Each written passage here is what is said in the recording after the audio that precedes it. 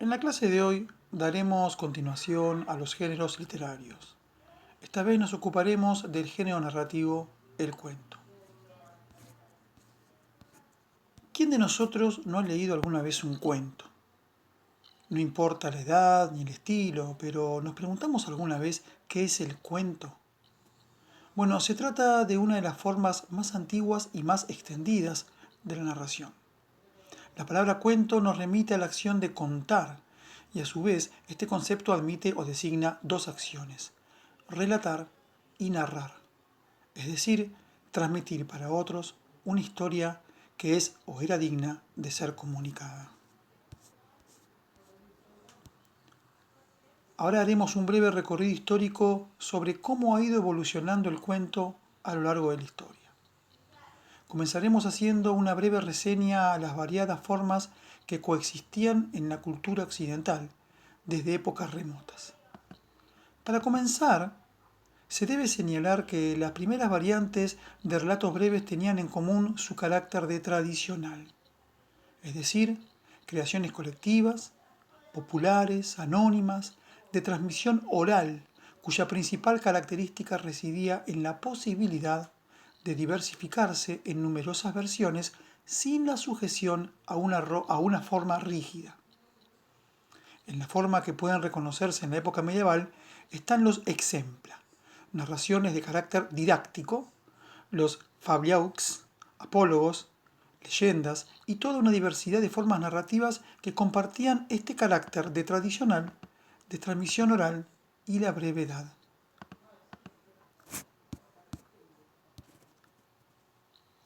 Durante el periodo de la Edad Media, el periodo narrativo daba cuenta de una complejidad y pluralidad de panorama narrativo.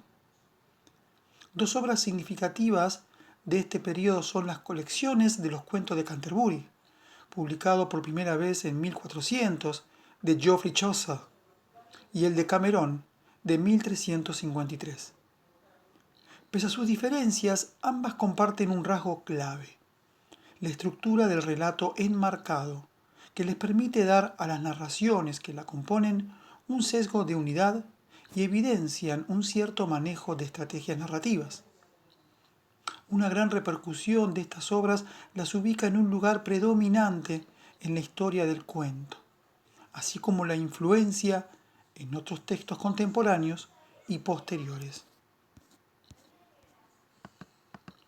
A partir del Renacimiento, se comienza a vislumbrar ciertas modificaciones en los temas de los relatos que paulatinamente van perdiendo el carácter didáctico que solía impregnarlos y tienden a incorporar elementos más realistas y costumbristas.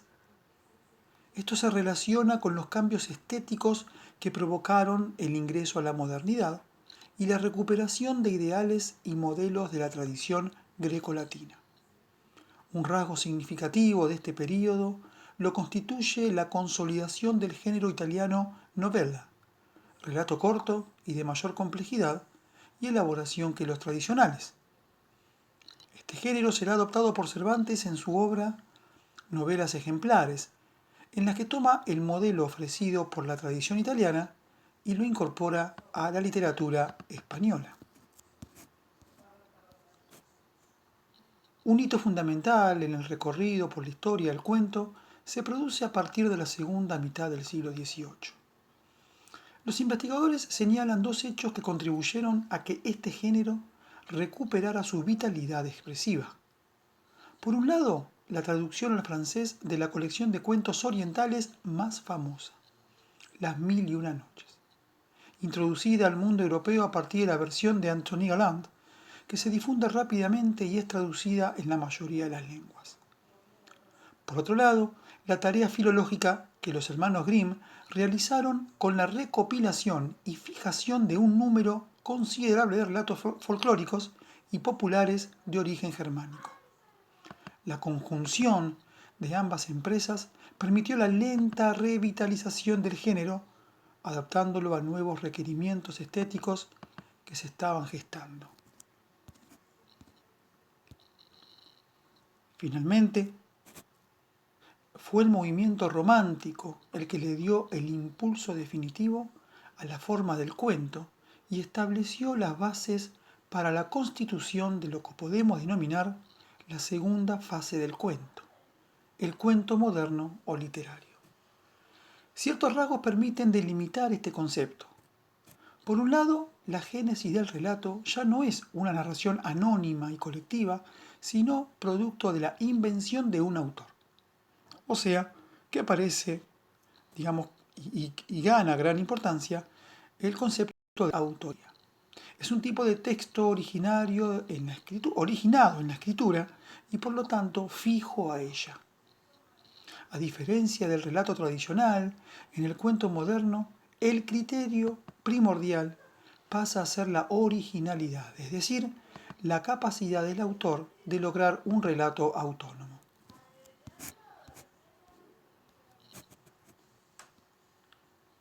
Resumiendo, en este proceso de redefiniciones, el cuento adquiere las características actuales de extensión breve, concentración o unidad de acciones y presencia de pocos personajes. Este apogeo del género se manifiesta en una importante cantidad de autores dedicados a él durante este siglo y que además se erigieron en referentes insoslayables de la cuentística posterior. Por citar algunos de los más relevantes, en Francia Guy de Maupassant, en Rusia Anton Chejov, en Estados Unidos Edgar Allan Poe. Y en este último nos vamos a detener. La figura de Poe resulta paradigmática en el proceso de afianzamiento del cuento moderno. La crítica ubica a la narrativa de Poe como fundante del género moderno, a la vez que sus indagaciones estéticas permitieron la creación policial y la renovación del relato gótico fantástico. Obras como La máscara de la muerte roja, El gato negro o El corazón delator son cuentos fundamentales y que no se pueden, digamos, pasar por alto a la hora de hablar de relatos cortos y relatos de terror. Es posible percibir huellas del espíritu romántico en las reflexiones de Poe, en particular en sus referencias a la idea de genio, creación, originalidad, imaginación e invención. Hasta acá hemos conocido un poco sobre los orígenes, la historia y las características del cuento. Este género narrativo a su vez arroja subgéneros entre los cuales se encuentran el cuento fantástico, el cuento realista, cuentos de ciencia ficción, cuentos de terror, como los mencionados de Edgar Allan Poe, cuentos maravillosos. Para la próxima clase, la propuesta es que elijan un cuento a gusto personal, de cualquier estilo y autor, para luego comentar en un encuentro sincrónico para el cual en breve les pasaré la fecha. Adjunto a esta clase les dejaré 2 links. Los mismos consisten en audiolibros. A través de este recurso deberán efectuar una elección del material y explicar en clase, con argumentos claros, el porqué de la elección, junto a una breve explicación del cuento leído.